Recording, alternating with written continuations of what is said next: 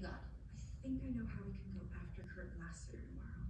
He says he never wanted to leave his firm, but that's what he's saying now. We need to know what he was saying then. You want to get access to his personal email account. All we need is one email where he says he's happy with his pair. We've got him.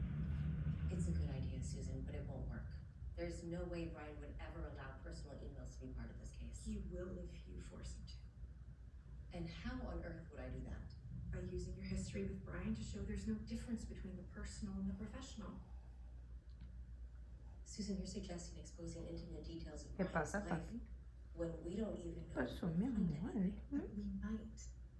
And the jury is always Démete, going to papi. sympathize with a founder who got booted from his own company. Is this because you still have feelings for Brian? It's because I was happy to migrate